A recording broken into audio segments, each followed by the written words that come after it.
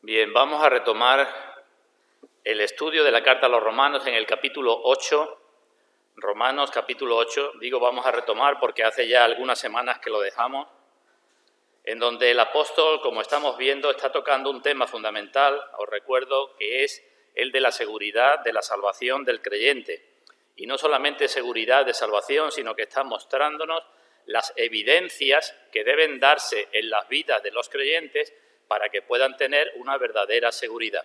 Así que seguridad de la salvación del creyente porque hay unas evidencias, no solamente porque Dios, capítulo 5, nos ha justificado, capítulo 7 nos ha unido a Cristo, capítulo 8 porque nos ha dado el Espíritu Santo, no solamente por eso, sino que por eso el cristiano muestra evidencias en su vida y debe tener seguridad. Porque en este capítulo 8 esas evidencias evidentemente tienen que ver con la santificación, con la vida en santidad. Algunos dicen que el tema central de este capítulo es la santificación. Capítulo 5 justificación, capítulo 8 santificación. Pero vuelvo a repetir que eso no es así. Desde el capítulo 5 el apóstol está hablando de la seguridad de salvación del creyente, solo que esa seguridad va unida a la santificación. O si queréis lo digo de otra manera.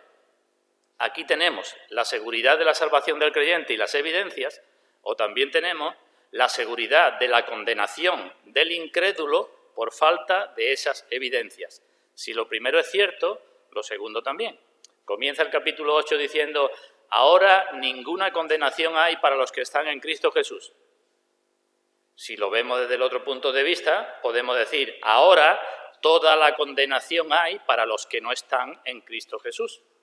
Seguridad para el creyente, si funciona, si muestra lo que dice a continuación.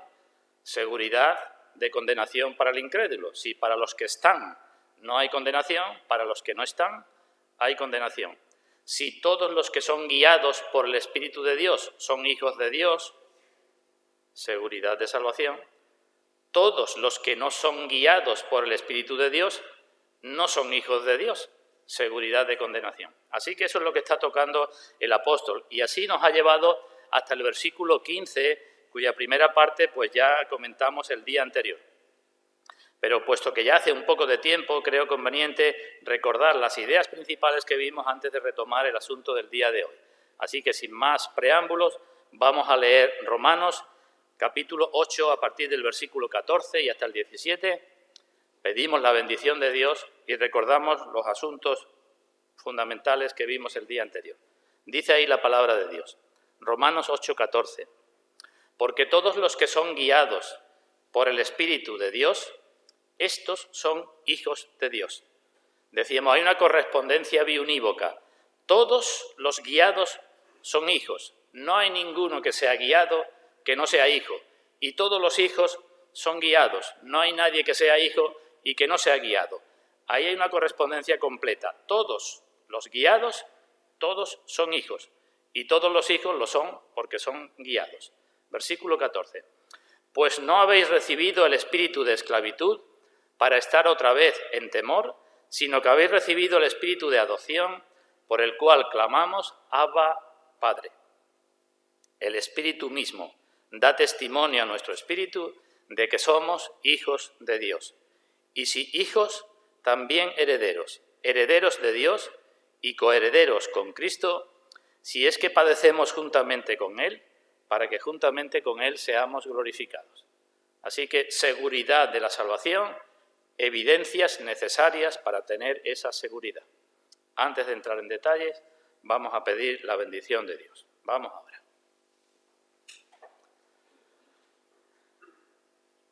Padre nuestro, venimos y estamos ante tu presencia, porque siempre estamos ante tu presencia, pero decimos venimos porque queremos tomar conciencia de que eso es así. Sabemos que estamos en tu presencia, pero venimos especialmente ahora a tu presencia para darte las gracias porque nos permites estar reunidos aquí en esta mañana y para pedir que tu Santo Espíritu, como hemos leído, nos guíe en todo lo que hacemos, porque es tu Santo Espíritu el que guía a tus hijos, y para que tu Santo Espíritu también en tu voluntad, si tienes a bien tener misericordia, convenzas de pecado a aquellos que no te conocen. Padre, venimos ante ti porque somos conscientes de nuestras debilidades y sabemos que si tú no bendices tu palabra quedará en el camino o quedará en una tierra que no dará fruto. Los que te conocemos y nos llamamos tus hijos, no queremos que eso sea así y pedimos que tú hagas fructificar nuestros corazones para la gloria de tu nombre. Y los que no te conocen, que no oran así ni te consideran, pedimos también por ellos lo que ellos no pueden pedir, para que tú tengas misericordia de ellos. Y si es tu voluntad, Padre, que todos podamos cada vez más, todos los presentes y aquellos a quienes llegue tu palabra, podamos cada vez más glorificarte con nuestras vidas. Lo agradecemos y lo pedimos en el nombre de nuestro Señor Jesucristo. Amén. Así que comienzo con una introducción recordando 3 o 4 cosas fundamentales que vimos el día anterior en relación con el versículo 15. Lo repito, pues no habéis recibido el espíritu de esclavitud para estar otra vez en temor, sino que habéis recibido el espíritu de adopción por el cual clamamos Abba Padre. En primer lugar, debemos recordar que en ambas partes de ese versículo se nos está hablando del Espíritu Santo. Si queréis, en vuestras versiones, con un bolígrafo le podéis poner la E mayúscula, pero digo, en las dos partes de ese versículo se está hablando del Espíritu Santo, de recibir el Espíritu Santo y que el Espíritu Santo, en un momento de ese recibimiento, produce una obra en las personas y después produce otra obra. Se está hablando del Espíritu Santo y dije que el problema que hay aquí es porque el Nuevo Testamento se escribió en letras mayúsculas y a la hora de los traductores plasmarlo en papel no sabían si se estaba refiriendo al Espíritu con minúscula, al Espíritu nuestro, o se estaba refiriendo al Espíritu con mayúscula. Ya eso expliqué que creo que lo más acertado es considerar que en ambos casos, porque se habla de recibir, en ambos casos se está hablando del Espíritu Santo. El Espíritu Santo, primero, produce temor en la persona. Si el Espíritu Santo convence de pecado, produce temor. Si convence de la justicia inflexible de Dios, como se ve en la cruz de Cristo, pues hace ver a la persona esa justicia, hace ver el juicio, y esa es la primera obra del Espíritu Santo, en la conversión. Pero después lleva a ver la solución en Cristo y lleva a que clamemos ante Dios, Abba, Padre. La persona convencida de pecado después ve que su pecado ha sido pagado en Cristo, que la justicia perfecta de Cristo se le imputa y ya no teme el juicio de Dios. Eso es lo primero que quiero que recordemos. Lo segundo que recuerdo es que dijimos también que los incrédulos, aunque viven en esclavitud, cualquier incrédulo vive en esclavitud, esclavitud de su propia naturaleza, esclavitud con respecto al mundo y esclavitud con respecto a Satanás, eso nos dice la Escritura. El incrédulo vive en esclavitud, en gran esclavitud, y vive con muchos temores. Aunque eso es así, el incrédulo no conoce lo que aquí se está hablando, recibir el espíritu de esclavitud para tener temor y el espíritu de adopción que clama a Dios, Abba Padre. Repito, no confundamos eso. Se habla del Espíritu Santo, el Espíritu Santo produce esclavitud y temor pasajeros, pero el incrédulo que no conoce nada de la obra del Espíritu Santo, aunque se encuentre confiado, vive en esclavitud y con muchos temores. Lo tercero que quiero recordar es que esta doble experiencia es común para todos los cristianos. Todos los guiados por el Espíritu de Dios conocen esta doble experiencia y pusimos el caso del apóstol Pablo, que temió primero ante el Señor y le dijo qué tengo que hacer. Pusimos el caso del carcelero de Filipos. Hay muchos otros casos importantes en la Escritura. Puse el caso de otras personas a lo largo de la historia. Todos los cristianos pasan por esa doble experiencia. Aunque dijimos, no todos con el mismo grado, no todos con la misma intensidad, no todos con el mismo intervalo de tiempo entre la primera y la segunda. Pero la obra del Espíritu Santo en todos es convencer de pecado, de justicia y de juicio, y eso producirá más o menos temor, y un temor más o menos prolongado. Os dije que en Juan Bunyan ese temor duró, según sus propias palabras, 18 meses. Pero es una obra común para todos los cristianos. Por tanto, Es una fuente de seguridad, de salvación del creyente, poder decir que ha pasado o que se encuentra en esa primera fase de esclavitud con temor por la obra del Espíritu Santo. Es tanta seguridad da eso como el paso siguiente cuando lleva el Espíritu a decir que somos hijos de Dios y clamamos a Dios, Abba, Padre. ¿Me seguís? Experiencia común. Y si pasamos por la primera o hemos pasado por la primera, seguridad de salvación. Aunque, como he dicho antes, esa seguridad va unido a otras evidencias. Y por último quiero recordar que vimos distintos pasajes que no contradicen a este, que hablan del temor de Dios que todo cristiano debe tener a lo largo de toda su vida. Ocupaos de vuestra salvación con temor y temblor. Servir a Dios con temor y reverencia. Hay muchos pasajes en la Escritura que nos hablan del temor en el creyente. Y aunque parezca contradictorio, dijimos que el temor en el creyente crece a medida que el creyente crece, pero también, quiero apuntarlo ya, disminuye a medida que el creyente crece. Y no es una contradicción. Bueno, pues hasta aquí hemos visto. Y creo que con esto debería de ser suficiente. Pero temo que algunas personas que no conocen verdaderamente al Señor se encuentren engañadas porque tienen ciertos temores, y temo también que algunos que son hijos de Dios sigan conservando ciertos temores cuando no deberían tenerlo ya. Así, puesto que es un tema tan importante, aunque hemos hablado de él en la carta a los Hebreos, largo y tendido acerca del temor de Dios, como es un tema importante, creo que es necesario seguir hablando acerca de él. ¿Cómo saber que he recibido el Espíritu con mayúscula que me ha llevado al temor? ¿Cómo saber que he pasado por esa experiencia o que todavía estoy en esa experiencia? ¿Cómo saber cuál es mi condición verdadera delante de Dios?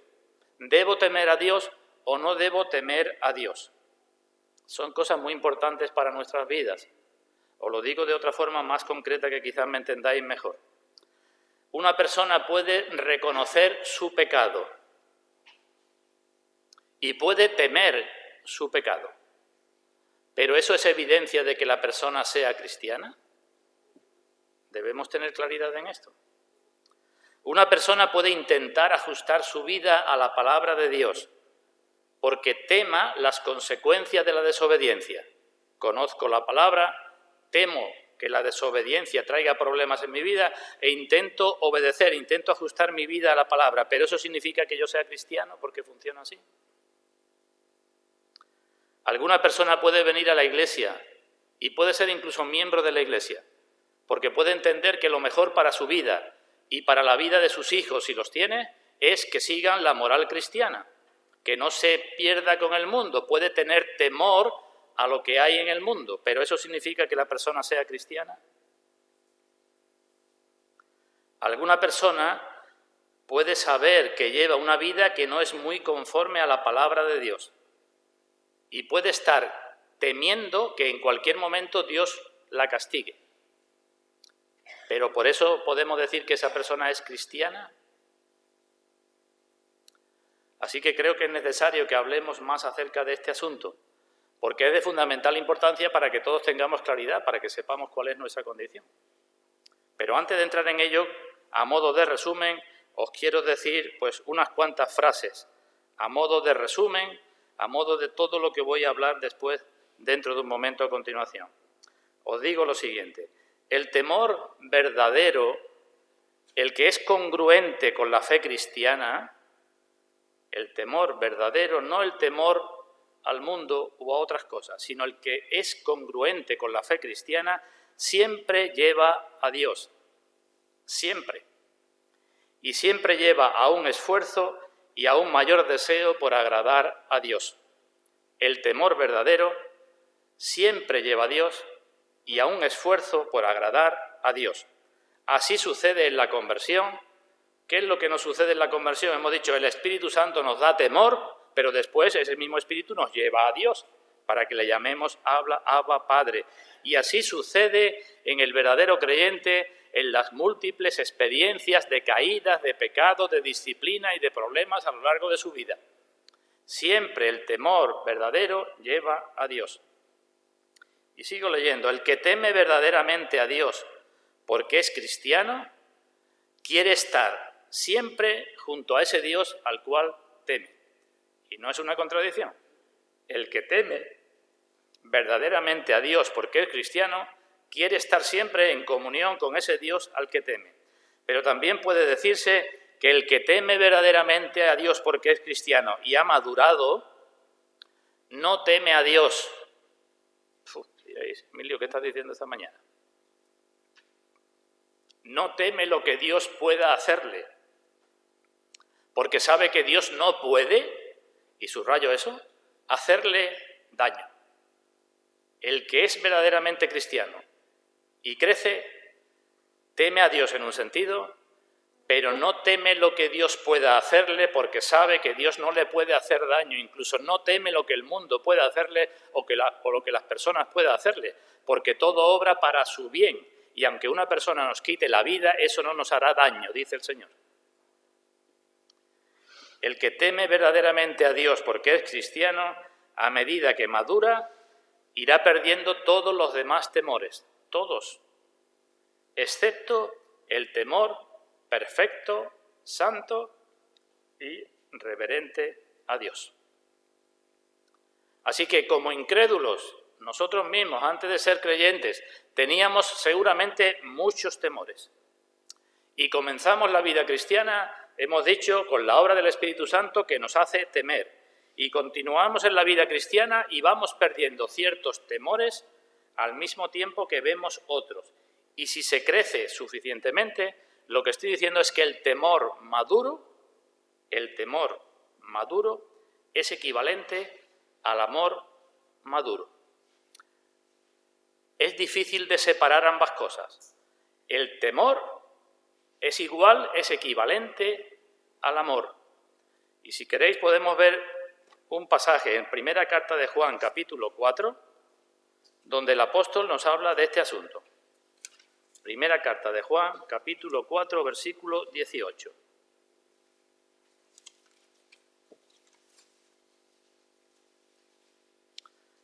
Leemos que dice, primera de Juan, capítulo 4, versículo 18, en el amor no hay temor, sino que el perfecto amor echa fuera el temor, porque el temor lleva en sí castigo, de donde el que teme no ha sido perfeccionado en el amor. Quizás este pasaje no tengáis mucha claridad en él, pero está claro que no se habla aquí, no está hablando Juan de cualquier temor. Hay muchas clases de temores y he dicho antes que los incrédulos temen, que cuando uno se convierte teme, que a lo largo de toda la vida cristiana se teme. Entonces, ¿de qué está hablando aquí Juan? Y está hablando de un temor que lleva en sí castigo. ¿Lo vemos? El perfecto amor echa fuera el temor. ¿Pero qué temor? El temor que lleva en sí castigo, es lo que he dicho antes. Cuando uno crece como cristiano, el perfecto amor a Dios echa fuera el temor al castigo, porque no temo lo que Dios me vaya a castigar. Dios no me puede hacer daño.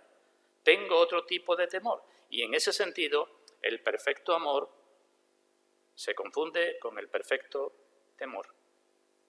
Porque el perfecto amor, el perfecto temor, echa fuera todos los demás temores. Y debemos de dar gracias a Dios porque nos lleva por ese camino haciéndonos semejantes al Señor Jesucristo. Si no, mirad la vida del Señor Jesucristo. Pues bien, esto es, digamos, el resumen de lo que voy a ver.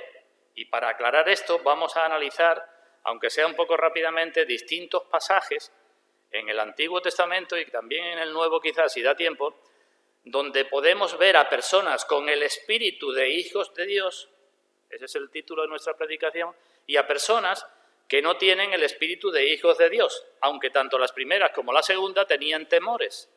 Entonces tenemos que ver dónde estamos, cuál es nuestra condición. Así que vamos al primer pasaje. Se encuentra en el primer libro de Samuel, capítulo 12. Primer libro de Samuel, capítulo 12.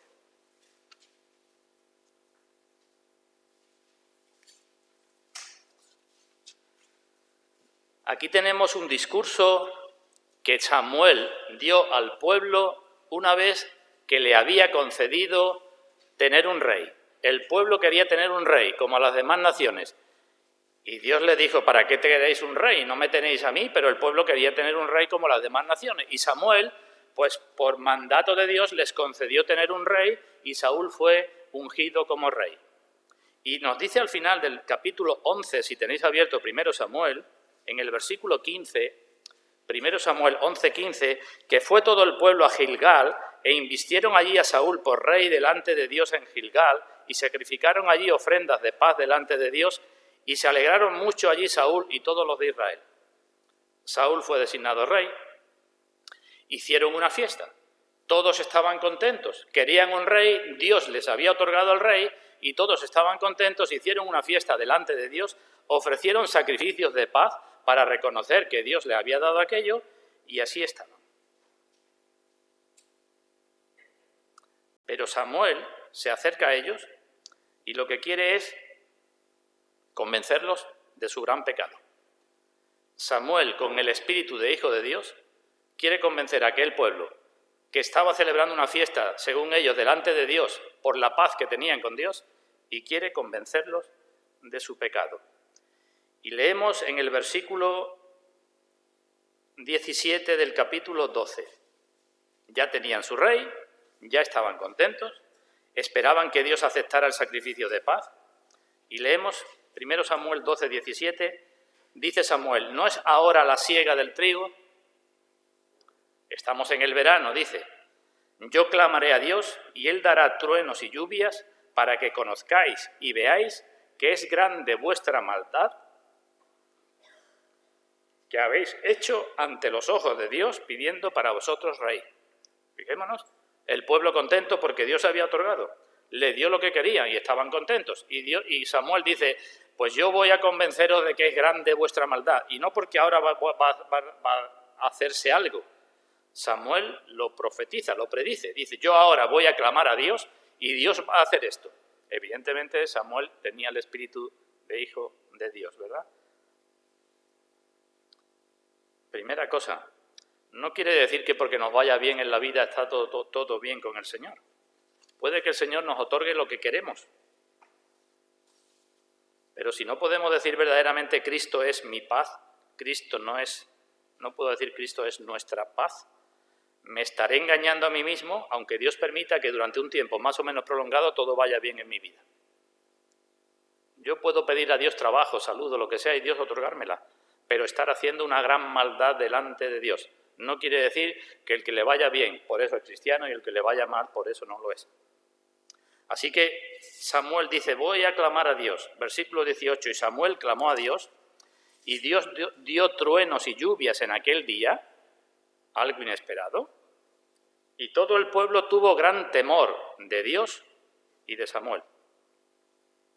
Tenían un rey, pensaban que solamente tenían que obedecer y temer al rey, pero Dios le dice, yo soy el Dios omnipotente y puedo cambiar vuestra condición, vuestra situación cuando yo quiera. Y cuando se percataron de eso, temieron con gran temor a Dios y a Samuel.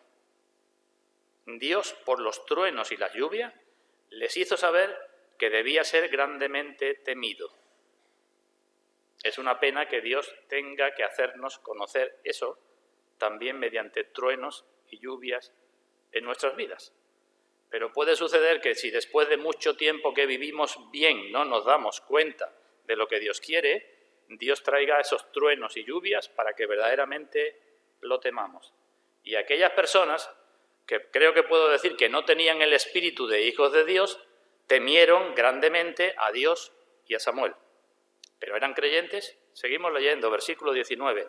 Entonces dijo todo el pueblo a Samuel, ruega por tus siervos al Señor tu Dios, para que no muramos, porque a todos nuestros pecados hemos añadido este mal de pedir rey para nosotros. Ante el temor, el pueblo le dice a Samuel, ruega por nosotros, y el pueblo reconoce su pecado. A toda nuestra maldad, o al revés, a todos nuestros pecados, hemos añadido este mal de pedir rey.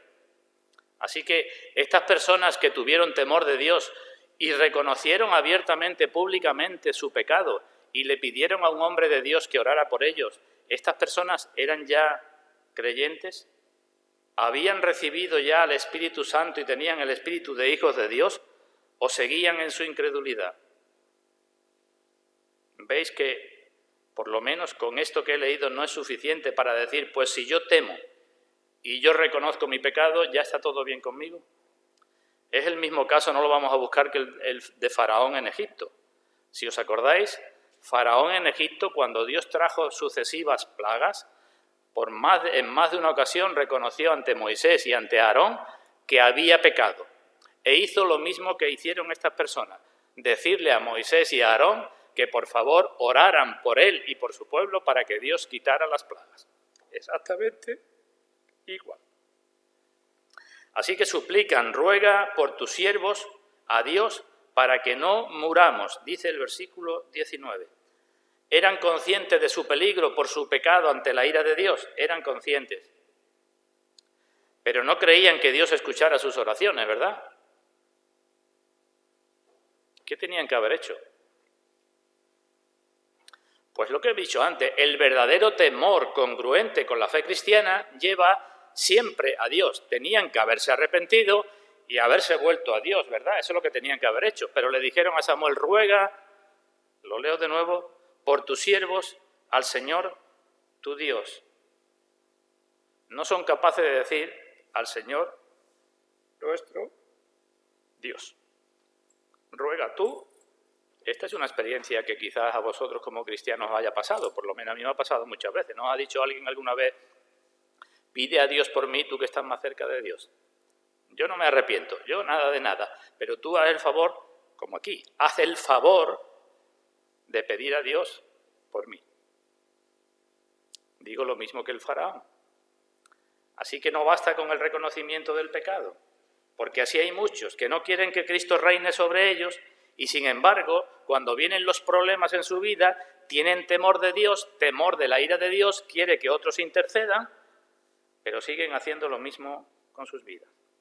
Pide al Señor tu Dios. ¿Tenían espíritu de hijos de Dios? Esa era la condición del pueblo en aquel momento. Y frente a eso, Samuel, versículo 20, intenta convencerlos para que ese temor no los aleje de Dios, sino que los acerque. Ese es siempre el objetivo. Versículo 20. Y Samuel respondió al pueblo, no temáis. ¿Veis qué cosa más rara? El pueblo temió. Y Samuel dice, no temáis. ¿Nos damos cuenta de que están hablándose de distintos temores? No temáis, respondió el pueblo, vosotros habéis hecho todo este mal, lo reconocéis, pero con todo eso no os apartéis de en pos de Dios, sino servidle con todo vuestro corazón. Habéis hecho mal, lo habéis reconocido. No temáis más el castigo de Dios, sino ante esto que estáis viendo, que Dios puede hacer con vosotros lo que quiera, que el Dios omnipotente puede cambiar, puede quitar vuestro rey, puede hacer lo que quiera.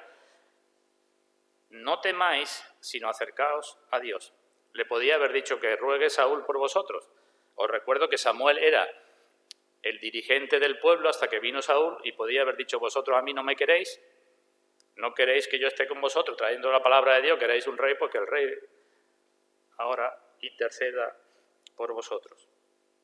No temáis, vosotros habéis hecho este mal, Dios está enojado, pero no apartéis de en pos de él. No temáis, pero examinaos. La tormenta pasará, pero Dios, si vosotros sois su pueblo, Dios no desamparará a su pueblo. Y además de eso, Samuel los consuela con que orará por ellos. Versículo 23. Así que lejos esté de mí que peque yo contra Dios, cesando de rogar por vosotros. ¿Tenía Samuel el espíritu de un hijo de Dios? Decimos, sí, evidentemente, no por esto solo, sino por muchas más cosas, ¿verdad? Aquellos le pidieron como un favor que orara por ellos. Y Samuel dice, es que no es un favor, es que es mi obligación, es mi deber. Lejos sea de mí que yo peque contra Dios, cesando de rogar por vosotros. Pregunto, ¿a quién te pareces más? ¿Qué clase de temor es el que tiene? Porque Samuel tenía temor. ¿Temor a qué? ¿Vemos lo que dice? Lejos que yo peque contra Dios, dejando de orar por vosotros. Por tanto, aquí vemos que no orar, por el pueblo de Dios, constituye un pecado para Dios. Si un hijo de Dios no ora por el pueblo de Dios, constituye un pecado delante de Dios. Y Samuel dice, eso es lo que yo tengo que hacer. El verdadero creyente no solamente teme los pecados de comisión, lo que hace, sino los pecados de omisión, lo que no hace, porque sabe que también son pecados. Y no solamente dice que orará por ellos, sino que yo os instruiré en el camino bueno y recto. Y finalmente concluye con una exhortación, versículo 24, que dice, solamente temed a Dios. Entonces, ¿en qué quedamos, Samuel? Versículo 18, tuvieron gran temor de Dios. Versículo 20, dice Samuel, no temáis. Y como conclusión de todo dice, solamente os digo una cosa, que temáis a Dios.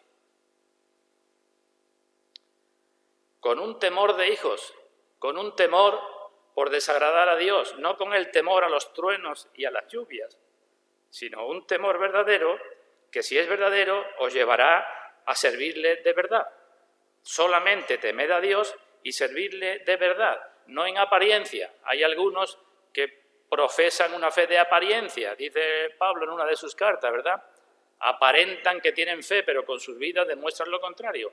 Pues si verdaderamente teméis a Dios, no como lo temíais hace un momento con los truenos y la lluvia, sino si os habéis acercado a Dios, temeréis a Dios y lo serviréis de verdad. Y lo serviréis, versículo 24, con, ¿qué dice después de verdad? Con todo vuestro corazón, porque estamos llamados a amar a Dios con todo el corazón y con todas las fuerzas y con toda la mente y con toda el alma, no con un trozo del corazón, no con un corazón dividido, que amo a Dios, pero amo también otras muchas cosas que me gustan, con todo el corazón. Temed a Dios y servir a Dios de esta manera, y hacedlo, sigue diciendo Samuel, porque tenéis que ser agradecidos a Dios, tenéis muchos motivos de gratitud, considerad cuán grandes cosas ha hecho por vosotros. Si tienes espíritu de hijo de Dios, debes pensar cuán grandes cosas ha hecho Dios ya por ti, y por eso debes servirle, espíritu de gratitud, pero también debes servirle por tu propio interés. Versículo 25, porque si perseveráis en hacer mal, te va a resultar malo. Vosotros y vuestro rey pereceréis. ¿Vamos comprendiendo? Espíritu de hijo de Dios y el que no tiene el espíritu de hijo de Dios. Veamos otro ejemplo. Segundo libro de Reyes. Segundo libro de Reyes, capítulo 17. Aquí se nos narra lo que sucedió en el reino del norte, en Israel, una vez que fue invadido por los asirios. Si sabéis la historia, el reino de Israel, tras sucesivos reinados de reyes impíos, llegó a colmo su maldad y Dios permitió que los asirios lo invadieran. Y una vez que invadieron Israel, sitiaron y destruyeron la capital, Samaria, mataron a muchísimos y a otros muchos se lo llevaron esclavos cautivos, una vez que el rey de Asiria hizo eso, trajo gente de muchas naciones para repoblar aquel sitio donde estaban los israelitas. Vamos a leer lo que sucedió. Segundo libro de Reyes, capítulo 17, versículo 24. Y trajo el rey de Asiria gente de Babilonia, de Cuta, de Aba, de Amat y de Sefarvaín, y los puso en las ciudades de Samaria en lugar de los hijos de Israel. Y poseyeron a Samaria y habitaron en su ciudad. Eso es lo que os acabo de decir. El rey se llevó cautivos a muchísimos, mató a muchísimos y trajo gente de muchos sitios y repobló aquello. Versículo 25. Y aconteció al principio, cuando comenzaron a habitar allí, que no temiendo ellos a Dios, subrayo eso, no temiendo ellos a Dios. Dios envió contra ellos leones que los mataban. No temían a Dios, pero cuando Dios envió los leones, como antes envió los truenos y las lluvias, creo que empezaron a temer a Dios. Y empezaron a temer a Dios porque nos dice a continuación que como tenían miedo por ellos y por sus hijos, dijeron vamos a hacer algo y acudieron al rey de Asiria a decirle, oye, haz algo porque nosotros no podemos vivir aquí con los leones, porque Dios, el Dios de esta tierra, nos está mandando estos castigos. Así que fueron al rey. Y el rey, versículo 27, el rey de Asiria mandó diciendo, llevad allí a alguno de los sacerdotes que trajisteis de allá y vaya y habite allí y les enseñe la ley del Dios del país. No conocemos a Dios, estamos haciendo lo que mejor nos parece, Dios nos manda castigo. Y el rey dice, pues que llevaos para allá a uno de los sacerdotes de los que yo me llevé cautivos y que le enseñe la ley de Dios, versículo 28. Y vino uno de los sacerdotes que habían llevado cautivo de Samaria y habitó en Betel y les enseñó cómo habían de temer a Dios. ¿Veis cómo se repite la palabra? No temían a Dios, vinieron los leones y temieron a Dios, y mandó un sacerdote al rey para que le enseñaran cómo tenían que temer a Dios. Es decir, que el temor de los leones parece que no era demasiado correcto, ¿verdad? Hasta aquí todo parece bien, pero si pensamos un poco, creo que mejor que el rey le hubiera mandado un profeta que no un sacerdote. ¿Los sacerdotes a qué se dedicaban? A los sacrificios. Y los profetas enseñaban la palabra de Dios. Quizás hubiera sido mejor que le mandara un profeta, porque además este sacerdote, hemos leído que se fue a Betel. Este sacerdote, ¿sacerdote de quién o de qué era? Y cuando leemos un poco antes la historia, pues los sacerdotes en la nación de Israel eran sacerdotes de los becerros de oro que el rey Jeroboam había establecido, para que los israelitas no se fueran a Jerusalén para mantener el reino. Un rey astuto dijo, vamos a poner dioses aquí, y en vez de ir a celebrar la fiesta de la Pascua a Jerusalén, que celebren las fiestas aquí. Y puso 2 becerros de oro, uno en Dan, al norte, y otro en Betel. Y este sacerdote era en realidad un sacerdote infiel de Dios que había ofrecido sus sacrificios a los becerros, creyendo que lo estaba sacrificando a Dios, y este sacerdote les enseñó cómo debían temer a Dios. En realidad, pues les enseñó una religión mestiza, podemos decir. ¿Y qué resultó de eso? Versículo 32. Temían a Dios el pueblo después de esto, después de los leones y después de ser enseñado, temían a Dios e hicieron del bajo pueblo sacerdotes de los lugares altos que sacrificaban para ellos en los templos de los lugares altos. Y sigue diciendo, temían a Dios y honraban a sus dioses, según la costumbre de las naciones donde habían sido trasladados. Y sigue diciendo, hasta hoy hacen como antes, ni temen a Dios, ni guardan sus estatutos ni sus ordenanzas. ¿En qué quedamos entonces? ¿O entendemos lo que se nos está diciendo? Temían a Dios por los leones. Se acabaron los leones, ya menos temor a Dios. Viene un sacerdote y les enseña algo acerca de Dios y ellos inventan su propia religión. Y ellos se dedican a nombrar a sus sacerdotes, cosa que Dios no había dicho que se hiciera, y a nombrar sus sacerdotes para que estuvieran en sus lugares altos, que no era lo que Dios había dicho, y para que sacrificaran en los lugares altos, que eran donde sacrificaban a todos sus ídolos. Y como consecuencia de eso, versículo 33, temían a Dios y honraban a sus dioses. Eso era una religión mestiza. ¿Por qué temían a Dios? Por temor al castigo. ¿Pero a quiénes amaban? A sus dioses. ¿Era el temor a Dios correcto? Y decimos, claro que no. Temían a Dios porque sabían que Dios podía volver a traer leones. Pero honraban a sus dioses, tenían más amor a sus dioses. Y esta es la tragedia que puede suceder con muchos hoy que se llaman cristianos. Temen a Dios con un temor que no es el del espíritu de hijos de Dios y sirven o honran o aman a sus dioses. ¿Quiénes son sus dioses o cuáles son sus dioses? Los mismos que tiene el mundo. Soy cristiano, pero ¿cuál es mi objetivo en mi vida? ¿Por detrás de qué voy? ¿En qué pienso? ¿En qué me ocupo? Como hemos leído en los primeros versículos de Romanos 8, en las cosas de la carne.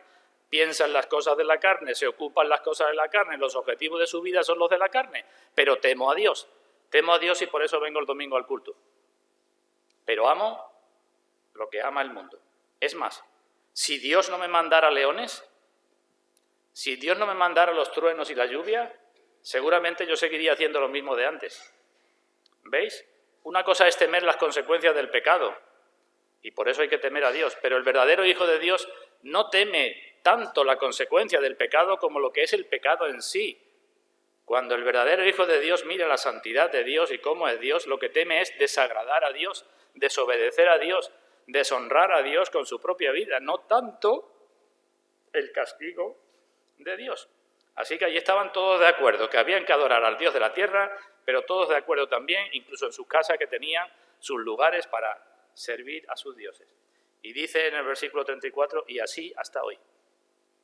Cuando se escribió este libro, fue después de la historia, y dice el escritor, así hasta hoy. Pero llegamos a la época del Señor Jesucristo, y el Señor dice prácticamente lo mismo, porque cuando se encontró con la samaritana, Juan capítulo 4, ¿qué le dijo el Señor? La samaritana, alguien que vivía en esta misma región, en Samaria. ¿Qué le dijo el Señor? Pues vosotros adoráis lo que no sabéis. Estáis haciendo lo que os parece, pero Dios quiere adoradores que adoren en espíritu y en verdad. Y dice el apóstol Pablo, ¿y somos nosotros mejores que ellos? Y dice la carta a los romanos, en ninguna manera. Porque todos hemos pecado. Repito lo de antes, el temor verdadero, el que es por fe en Cristo, siempre lleva a Dios, siempre. Y siempre lleva a un esfuerzo y a un mayor deseo por agradar a Dios y hacer su voluntad. El que teme verdaderamente a Dios porque es cristiano quiere estar siempre junto a ese Dios. El que teme verdaderamente a Dios y madura no teme lo que Dios pueda hacerle, porque sabe que lo que Dios le haga no le va a hacer daño. El que teme verdaderamente a Dios irá perdiendo todos los temores, excepto el temor perfecto y santo que coincide con el amor perfecto. Nos faltaría tiempo para ver otros muchos casos, pero os pregunto a todos, ¿entendemos la enseñanza de esta mañana? Hay unos temores en los incrédulos, siempre va a haber esos temores, pero eso no significa, y hay un reconocimiento de pecado en los incrédulos, pero eso no significa que se sea cristiana una persona. Y hay temores durante la conversión, y hay temores durante la vida cristiana, y llegará un momento, debe llegar un momento, y a eso tenemos que aspirar, aunque a que solo tengamos el verdadero temor santo de Dios, que es lo mismo que el amor santo de Dios. Vemos rápidamente otro pasaje. Tenéis abierto todavía Segundo de Reyes, ¿verdad? En el capítulo 18, este lo vemos rápidamente. En el versículo 9, Segundo de Reyes 18:9 dice, en el 4º año del rey Ezequías, que era el año 7º de Oseas, hijo de Ela, rey de Israel, subió Salmanasar, rey de los asirios, contra Samaria y la sitió. Aquí el historiador nos está contando lo que sucedió antes de los leones. ¿Veis? Está mirando atrás. ¿En qué año? En el 4º año del rey Ezequías. Ezequías era rey del reino de Judá. En su 4º año, el rey de Siria, Salmanasar, subió y sitió Samaria. Y después de 3 años con la ciudad sitiada, pues terminó destrozándolo a todos, y lo que he dicho antes, matando a uno y llevándose cautivos a otro. Esa fue la historia de la caída de Israel. Y ahora leemos en el versículo 13. A los 14 años del rey Ezequías, vemos versículo 9 en el 4º año. Versículo 13 a los 14 años. Pasaron 10 años, desde el 4 hasta el 14. A los 14 años del rey Ezequías subió Senaquerib, rey de Asiria, contra todas las ciudades fortificadas de Judá y las tomó. el sucesor de Salmanasar, el rey de Asiria que había destruido Israel, el sucesor era Senaquerib. Y 10 años después de la destrucción de Israel, envalentonado quizás por las victorias de su predecesor, pues dijo, yo voy a hacer lo mismo con Judá. ¿Veis? El siguiente rey dijo, ya Israel está conquistada, ahora yo voy a hacer lo mismo con el reino del sur. Y fue a Judá y conquistó las ciudades fortificadas y sitió Jerusalén. Y se llevó Jerusalén sitiada un tiempo y no cayó Judá y Jerusalén porque todavía no había llegado a colmo su maldad. Caería más adelante. Pero a lo que voy, ¿qué sucedió? Pues aquel rey, Senaquerib, y sus generales fanfarronearon delante del pueblo de Dios diciendo, bueno, pues, ¿por qué vais a resistir? Si los dioses de las demás naciones todos no han podido con nuestro Dios y con nuestro rey, ¿vosotros creéis que vosotros vais a ser mejores? Se manifestó su orgullo, su prepotencia, y ahí estaba, y digamos, naturalmente hablando, no había solución para Judá. ¿Pero qué sucedió? Digo que voy rápido. Vamos a leer el versículo 35 del capítulo 19. Capítulo 18, ahí tenemos la historia de lo que sucedió, ahí tenemos las oraciones de Isaías a Dios, la oración del rey Ezequías a Dios, que era un rey piadoso, y como consecuencia de que no había llegado a colmo la maldad y como consecuencia de las oraciones de dos personas que tenían verdadero espíritu de Dios, Isaías y Ezequías, pues Dios actuó. Y leemos en el capítulo 19, versículo 35, aconteció que aquella misma noche salió el ángel de Dios y mató en el campamento de los asirios a 185.000. Y cuando se levantaron por la mañana, he aquí que todo era cuerpos de muertos. Con un ángel hubo suficiente. No hizo falta llevar una legión de ángeles. El rey Ezequías, el de Judá, no tenía fuerzas para salir a luchar contra los asirios. Dios no lo iba a hacer con espada y con arco. Pero salió un ángel y lo mismo que en Egipto el ángel mató a todos los primogénitos, aquí mató a 185.000 del ejército de los asirios. Probablemente los mejorcitos, porque era el ejército que estaba con el cual había sitiado y conquistado las ciudades fortificadas de Judá y con el que estaba sitiando Jerusalén. Así que se levantaron por la mañana y todos cuerpos muertos. ¿Qué pensáis? ¿Cuál sería la reacción de este rey? ¿Temió o no temió a Dios este rey? Y decimos, muchísimo. Muchísimo. De hecho, las palabras que aparecen en el versículo siguiente, 36, Senaquerib, rey de Asiria, se fue y volvió a Nínive, denota eso, la gran consternación que estaba, la gran confusión en que se encontraba, el gran temor, porque decía, bueno, si esto es lo que ha sucedido a mi ejército, mañana me puede suceder a mí, en cualquier momento me puede suceder a mí. Se vio que ya no podía seguir conquistando, ya no tenía ejército, se vio que no podían incluso mantener lo que ya había conquistado y se fue a su capital, a Nínive. Y es una locura pensar que se llevó temiendo a Dios todo el resto de sus días. ¿Qué pensáis? Después de ver lo que vio, ¿no seguiría temiendo a Dios siempre? Pienso que sí, ¿verdad? Sabiendo que en cualquier momento le podía llegar el mismo golpe. ¿Pero qué leemos que hizo? Versículo 37. Allí en Nínive. Pues lo mismo que hicieron aquellos que repoblaron la tierra de Israel que hemos leído hace un momento. Aconteció que mientras que él adoraba en el templo de Nisroch, su dios, siguió en su locura, seguramente temiendo el golpe de Dios durante toda su vida, pero con su amor a sus ídolos, a lo que siempre estaba y a lo que siempre seguía haciendo.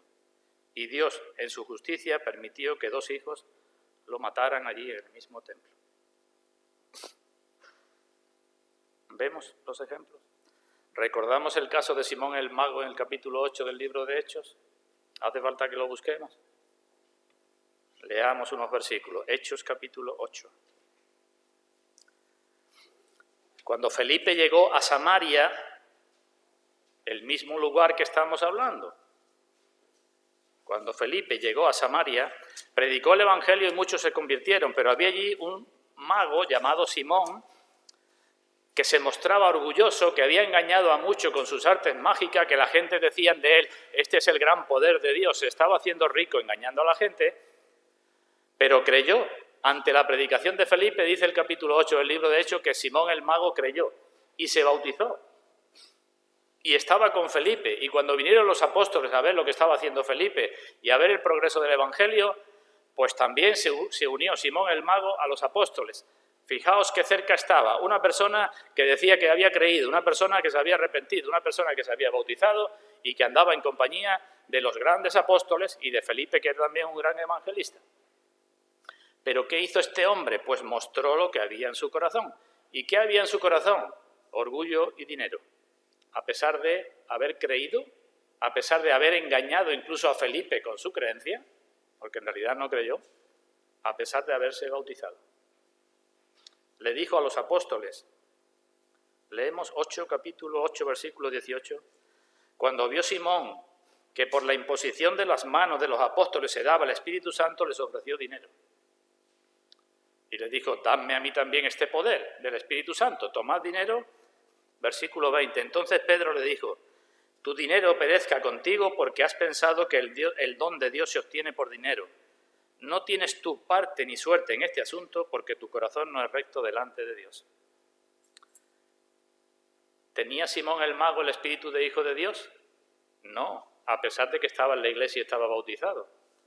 ¿Tenían los apóstoles y Felipe el espíritu de hijo de Dios? Sí, ¿verdad? No tienes parte ni suerte en este asunto porque tu corazón no es recto delante de Dios. ¿Y qué le dice Pedro? Arrepiéntete pues de esta tu maldad y ruega a Dios que quizá te sea perdonado el pensamiento de tu corazón. Siempre es lo mismo. En los casos que hemos visto antes, Samuel que le dijo al pueblo, arrepiéntete, no tengas miedo de los truenos y la tormenta, sino arrepiéntete, acércate a Dios y sirve a Dios. Es lo mismo que está diciendo Pedro aquí a Simón, ¿verdad? Arrepiéntete porque estás en esta condición, en hiel de amargura, le dijo. Versículo 24. Respondiendo entonces Simón dijo, ¿y qué dijo Simón? Lo mismo que dijo Faraón, lo mismo que dijo los israelitas, lo mismo que han dicho lo que hemos estado viendo. ¿Qué le dijo? Rogad vosotros por mí al Señor. ¿Qué tenía que haber hecho Simón? Con su temor. Arrepentirse y servir a Dios. Temer a Dios, pero en vez de eso, dice, rogad vosotros por mí al Señor. ¿Para qué? Para que nada de esto que habéis dicho venga sobre mí. Es decir, que no me venga una tormenta, un trueno o un león, que no venga sobre mí. Rogad al Señor para que me pase la mano, pero yo no me arrepiento. ¿Veis que siempre es lo mismo? Y faltaría el tiempo para contar más historias. Nos acordamos de la vida del rey Saúl, cuando fue desechado por Samuel. Samuel le dijo a Saúl, mira que la desobediencia y la rebelión es como la idolatría y la adivinación. Y Saúl decía siempre, bueno, la culpa la tiene el pueblo. Es que el pueblo me obliga y por eso yo hago lo que hago. Y también dijo Saúl, yo he pecado. Y también le dijo Samuel, ora por mí a Dios. Pero su endurecimiento fue tan grande que al final de sus días, cuando tuvo que luchar contra los filisteos y se veía que iba a ser derrotado, ¿qué es lo que hizo Saúl? ¿A quién acudió Saúl? ¿Acudió a Dios arrepentido? No, acudió a una adivina que Dios había prohibido que se consultara. ¿Qué clase de temor es el que tenemos? Si es que lo tenemos, hermanos. Leemos un último pasaje, penúltimo, en el libro de Job, capítulo 28. Job 28. Le dice Dios a Job. Job 28, 28. Esto aparece también en otros lugares, pero leo lo que dice aquí. He aquí que el temor del Señor es la sabiduría y el apartarse del mal la inteligencia. Esta es la esencia del verdadero cristianismo. Hermanos, si aprendemos esto, ya hemos aprendido bastante. Lo repito, el temor del Señor, no del castigo del Señor.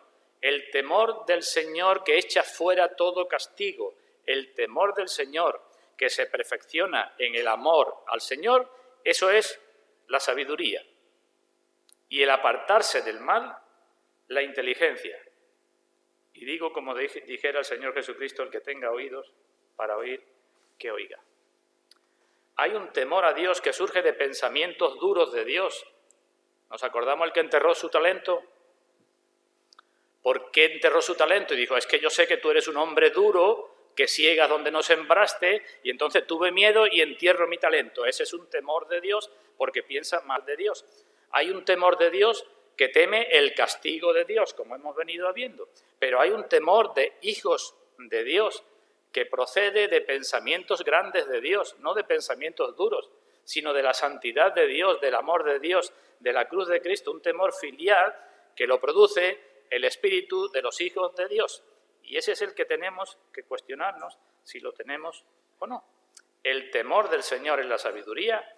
El verdadero creyente es sabio a la hora de gestionar sus asuntos. Y si es verdadero creyente, lo demostrará apartándose del mal, porque esa es la inteligencia.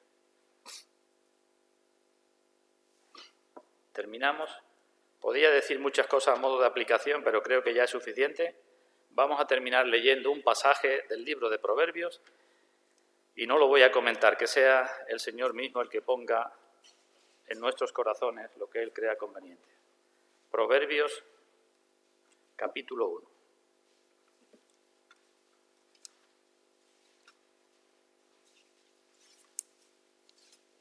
Capítulo 1, vamos a leer a partir del versículo 24. Dice el Señor, Proverbios 1, 24. Por cuanto llamé y no quisisteis oír, esta es la queja de Dios, extendí mi mano y no hubo quien atendiese, Dios se acerca y Dios ofrece. Dice, sino que desechasteis todo consejo mío y mi reprensión no quisisteis, ¿veis las dos cosas? Ni quisisteis mi consejo, ni quisisteis obedecerme, ni quisisteis tampoco mi reprensión. Cuando os castigaba, dejabais el castigo, no queríais nada. Pues dice el Señor, también yo me reiré en vuestra calamidad y me burlaré cuando os viniere lo que teméis. No queréis obedecerme, no queréis prestar atención a los castigos, pues cuando venga lo que teméis, no me teméis a mí, pero teméis otras cosas, pues cuando venga lo que teméis, yo me reiré en vuestra calamidad. Versículo 27. Cuando viniere como una destrucción lo que teméis, ¿tú temes que Dios te quite tu trabajo? ¿Por qué? Porque estás funcionando mal delante de Dios. ¿Tú temes que Dios te quite tu salud? ¿Por qué? Porque sabes que no vives como cristiano. ¿Tú temes que Dios te quite tu entrada, tus ingresos? ¿Por qué? Tú temes muchas cosas. ¿Por qué temes eso? Si en realidad lo que tendrías que temer es a Dios y escuchar el consejo de Dios y la reprensión de Dios. Porque si no lo temes, cuando venga como una destrucción lo que teméis y vuestra calamidad llegare como un torbellino, versículo 28, entonces me llamarán y no responderé. Me buscarán de mañana y no me hallarán, por cuanto aborrecieron la sabiduría y no escogieron el temor de Dios. El principio de la sabiduría es el temor de Dios. No escoges la sabiduría, no escoges el temor de Dios, Dios dice, vendrá lo que teméis. Sigo leyendo, versículo 30. Ni quisieron mi consejo, lo repite, y menospreciaron toda reprensión mía. Por eso comerán del fruto de su camino y serán hastiados de sus propios consejos. Esto es duro, ¿eh? Esto es lo mismo que tenemos en Romanos capítulo 1, versículos 20, 24, 26 y 28. Como no quisieron tener en cuenta a Dios, Dios los entregó a las concupiscencias de sus corazones, a una mente reprobada para que hagan cosas que no convienen. Es lo que tenemos aquí. El que menosprecia el consejo de Dios comerá del fruto de su camino y se hartará. ¿No quieres esto? Pues te vas a hartar de esto. Porque eso es un desvío y el desvío de los ignorantes los matará y la prosperidad, incluso si estás en prosperidad, como aquellos cuando tenían su rey, incluso la prosperidad, si es de los necios, los echará a perder. No es señal de bendición de Dios el que te vaya bien en la vida. Puedes tener muchas cosas, pero si eres un necio, si no temes a Dios, tu prosperidad será para tu mal. También lo dice más adelante el libro de Proverbios. Versículo 33. Mas el que me oyere, habitará confiadamente y vivirá tranquilo sin temor del mal. Vendrá lo que teméis si no me teméis a mí, pero si me teméis a mí, viviréis confiadamente sin temor del mal, sin otros temores. Esta es la cuestión, queridos todos. Espíritu de hijos de Dios, ¿lo tienes? Si con lo que he dicho no sabes si lo tienes, no descanses hasta que lo tengas. Y no te engañes con este asunto. Y si lo tienes y lo sabes, no lo desprecies y muestra tu gratitud a Dios por ello. Pues Dios bendiga su palabra, queridos todos, para gloria de su nombre. Que así sea.